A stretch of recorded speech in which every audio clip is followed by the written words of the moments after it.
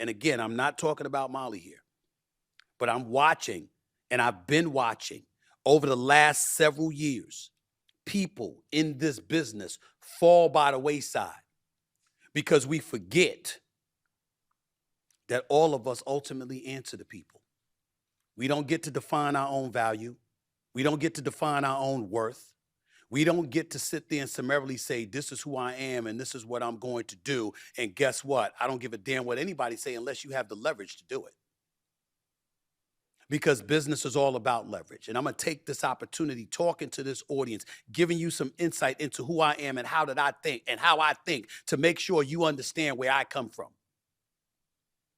When you heard me at a time when we were discussing my contract negotiations all over the media and all throughout the sports world, what I talked about was what my worth was based on what the numbers showed. I talked about these are the ratings, this is the revenue.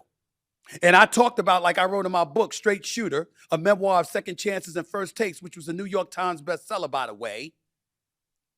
I said in the book, I wake up with two things every morning, two thoughts of mine, prevalent most in my mind. How do I make my bosses more money? How do I get some of it? I'm going to repeat that. How do I get my bosses more money? How do I get some of it? Why do I say that? Because every one of us answer to somebody. For those of you out there with a YouTube channel, guess what? YouTube can flag your stuff and limit what you can disseminate to the masses. Over the airways of SiriusXM Radio, I have a beautiful deal with this company. I am incredibly happy. It doesn't escape me that Scott Greenstein is my boss. I work at ESPN. I'm incredibly happy with how I have been treated. Dave Roberts is my boss. I am Savvy Mike, and this is I am Savvy Mike TV. And well, something crazy happened today, and it was kind of wild. It was unexpected. Molly Qerim is not the host of First Take anymore.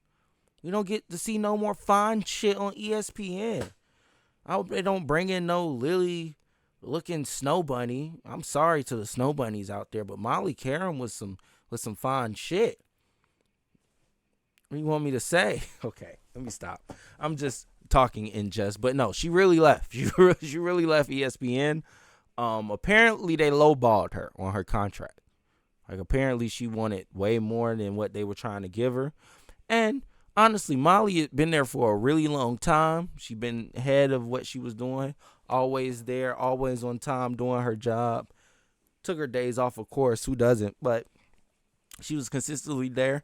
Knew what she knew about basketball. Had some knowledge about sports and was able to give some feedback. This, that, and the third. But she just up and left. And then I find it kind of crazy that she leaves same day Malika Andrews gets this big contract at ESPN. Like, I guess they gave all the money to her. They were telling Molly, like, look, Molly, we gave all the money to Malika. And Molly was like, well, have Malika run this shit. I'm out of here. Like, what the fuck we on? What we on? Not the fine shit. What the fuck we on? Anyways, let's hear what Stephen A. Smith has to say about this. Let's listen. She abruptly resigned as the host of the show. And to say that I'm quite sad about it is an understatement. Molly is a friend. Molly is a coworker. Molly is somebody that I have leaned on many occasions in the past, as she has done when it comes to me. We've been partners on the show for the last 10 years. And a lot of times some of these things happen and it's just uncomfortable to see. The details, quite frankly, are none of y'all business. But it's not as if I know all the details. It was a contract negotiation that was going on. ESPN certainly did not want to lose her.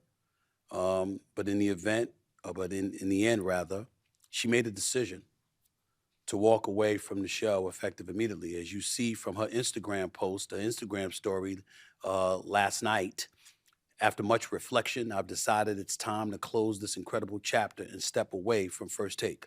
Hosting this show has been one of the greatest honors of my career. Every morning I had the privilege of sharing the desk with some of the most brilliant, passionate, and entertaining voices in sports, and with all of you, the best fans in the world. To be blunt, it came as a shock. I was not aware that this is something that she was contemplating doing. Um, but in the end, she made her decision. And we have to move on as a show.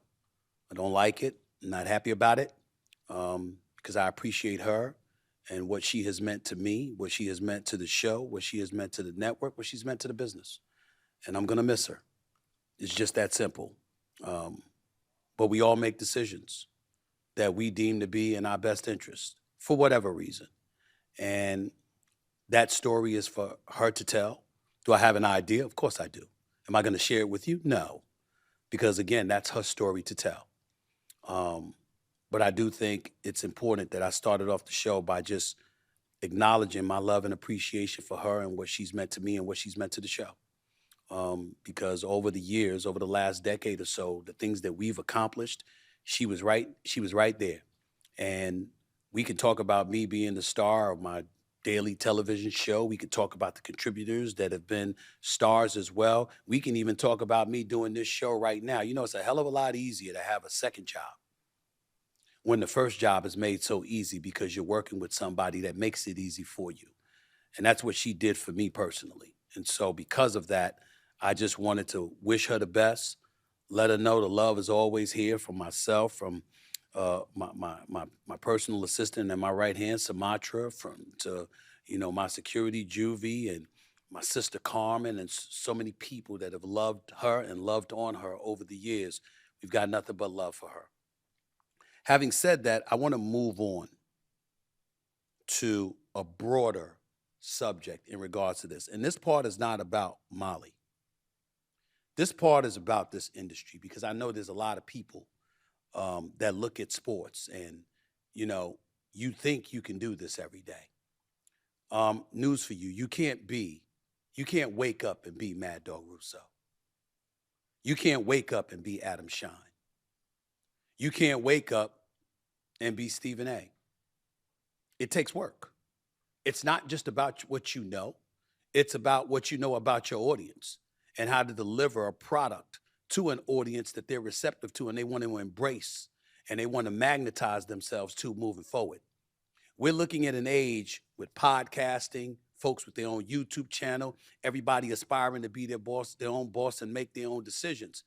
But in the end, we all have people to answer to. And I know this subject is piggybacking off of what has transpired with Molly's abrupt resignation per se. But it is important to point out that guess what? It doesn't have to be about her. But when you have negotiations and you're talking with people and you're going back and forth and you're hearing things that you may not want to hear or feeling things you may not want to feel, even though you're valued, even though people acknowledge those kind of things, we live in a world where we have to grow up. And again, I'm not talking about Molly here, but I'm watching and I've been watching over the last several years, people in this business fall by the wayside because we forget that all of us ultimately answer to people. We don't get to define our own value. We don't get to define our own worth. We don't get to sit there and summarily say, this is who I am and this is what I'm going to do. And guess what? I don't give a damn what anybody say unless you have the leverage to do it. Because business is all about leverage. And I'm going to take this opportunity talking to this audience, giving you some insight into who I am and how I think to make sure you understand where I come from. When you heard me at a time when we were discussing my contract negotiations all over the media and all throughout the sports world, what I talked about was what my worth was based on what the numbers showed. I talked about these are the ratings. This is the revenue. And I talked about, like I wrote in my book, Straight Shooter, a memoir of second chances and first takes, which was a New York Times bestseller, by the way. I said in the book, I wake up with two things every morning. Two thoughts of mine, prevalent most in my mind. How do I make my bosses more money? How do I get some of it? I'm going to repeat that. How do I get my bosses more money? How do I get some of it? Why do I say that? Because every one of us answer to somebody. For those of you out there with a YouTube channel, guess what? YouTube can flag your stuff and limit what you could disseminate to the masses. Over the airways of SiriusXM Radio, I have a beautiful deal with this company. I am incredibly happy. It doesn't escape me that Scott Greenstein is my boss. I work at ESPN. I'm incredibly happy with how I have been treated. Dave Roberts is my boss. Burt Magnus is my boss. Mike McQuaid is my boss. Jimmy Pitaro is my boss. Bob Iger is my boss. This notion that everybody gets to do what they want to do, when they want to do it, how they want to do it, feeling whatever way they want to feel. When you got your hand out for other people's money, it doesn't work that way. And again, I'm not talking about Molly with all of this. Molly's a separate category. But the reason why I piggybacked off the topic of her to get into a more generalized discussion is because I'm seeing people in this business and beyond falling by the wayside and departing from places they don't need to depart from because their excellence at what they do is prevalent and relevant and flagrant. And they should be here. But it can all evaporate in a snap if you lose perspective.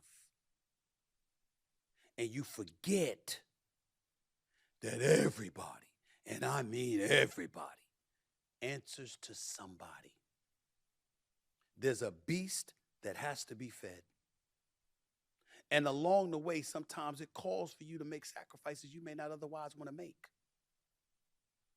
And what changed my life for the better, that made me a better professional, that made me a better man, was when I woke up and realized my primary objective in the world of business, in the capitalistic society that we live in, is to make somebody money and to be able to get some of it.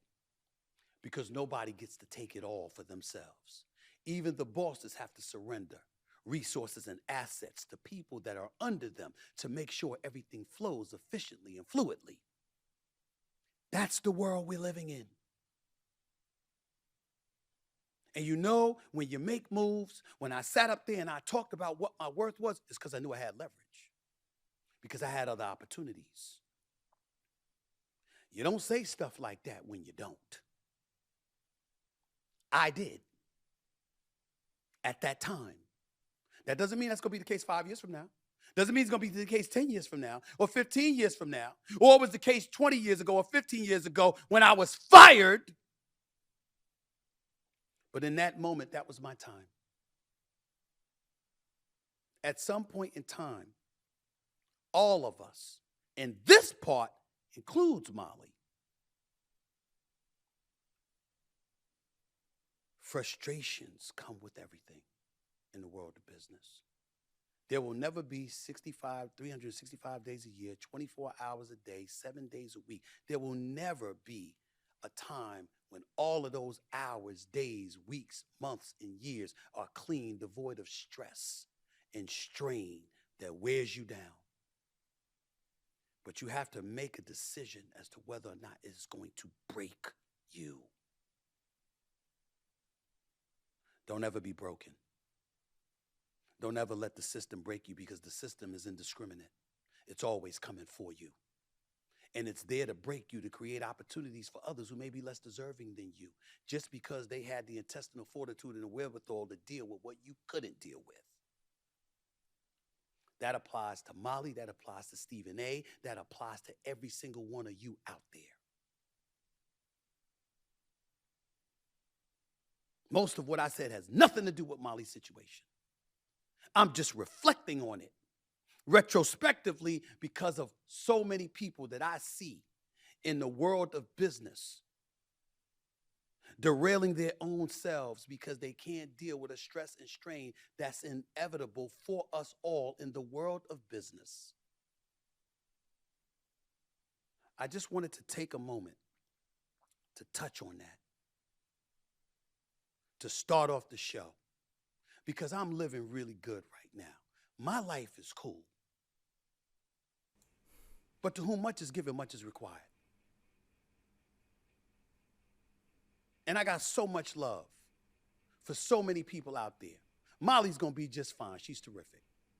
And she's a marvelous human being who is loved by me and everybody at First Take. And so many people within the walls of ESPN and Disney. I can't even tell you how sad people are today that she's not going to be there any longer. But she always has our love and respect, and we're going to always be there for her.